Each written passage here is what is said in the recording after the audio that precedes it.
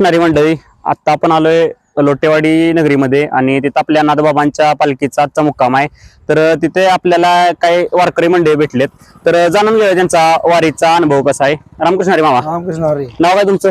प्रशांत पाटील. गाव कुठलं? चिरटे. आणि पहिलीच वारी म्हणाय तुमची? पहिलीच वारी.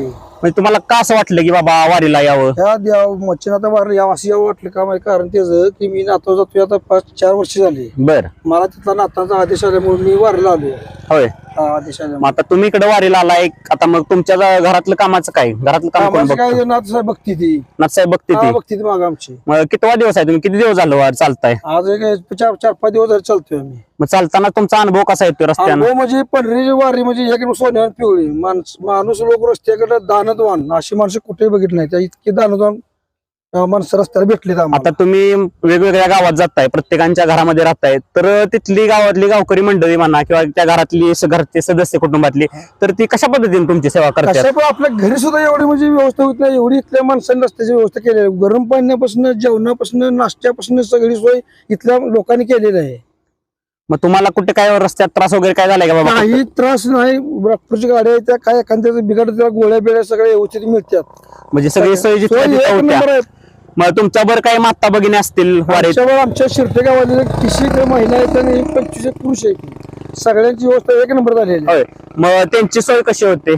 सोय त्यांच्या म्हणजे ज्या त्या घरी आम्ही बोलवून घेतात माणसं, या माऊली प्रसाद घ्यायला. मग ते जेवण बिवण बाजरी भाकरी खाडा बिडा काय असेल त्यांची चटणी भाकरी घालते आम्हाला. म्हणजे पुरुष मंडळींची सोय सगळी व्यवस्थित होती. तर महिला मंडळीला कुठं काय अडचण तुम्हाला दिसून आली का बाबा ही अडचण येते, किंवा कोणाला राहायचा प्रॉब्लेम येते, कोणा अंघोळ पाण्याचं काय कुठं अडचण? काही सुद्धा अडचण आल्या नाही. कुणालाही वारी झाल्या नाही. मी पूर्ण वारी चालत आलेलो आहे.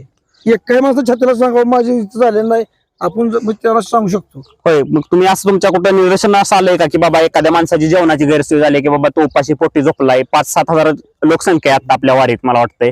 तर 5-7 हजार माणसातला कुठला माणूस तुम्ही उपाशी झोपलेला आता बघितलाय का तुम्ही? एकही उपास झोपला नाही, एकही खाऊन पिऊन सुस्त झोपलेला नाही, कोणीही म्हणलं नाही माझी झोपला नाही. असं एक वारी 5,000 लोक कोण म्हणलेलं नाही. पहाटे 5ला नाश्ता, पहाटे 5 मग उठून नांगोळी बिंगोळी नाश्ताच जागे होतो. होय. चहा पाणी भजन कीर्तनी चालूच आहे. मग यापुढे तुमची वारी तशीच चालू राहणार का? चालू आमची यापुढे अशीच वारी. तुम्हाला काय चालताना त्रास वगैरे काय होतो? काही त्रास नाही आम्हाला झालेला. ठीक आहे मंडळी, त्यांचा अतिशय चांगला असा वारीचा अनुभव आहे. आणि त्या व्हिडिओच्या माध्यमातून तुम्ही काय सांगाल की बाबा आता जी तरुणाई आहे किंवा तुमच्यासारखे जे लोक आहेत त्यांना काय सांगतील तुमच्या व्हिडिओच्या माध्यमातून? माझं एक तरुणाची मत आहे, नाथ बाबा विश्वास ठेवावं बर आणि तिने वारी चालू करावं. त्यांचं कुठेही वाईट होणार नाही, पूर्ण चांगलं होणार.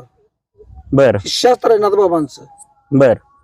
आणि तुमच्यासारख्या ज्येष्ठ लोकांना काय संदेश दिला व्हिडिओच्या माध्यमातून? आमच्या हुशार असे लोक आहेत, सांगते ते समजा असं नवं असं करा असं नवं करा, त्या बेताने ही वारी चालू.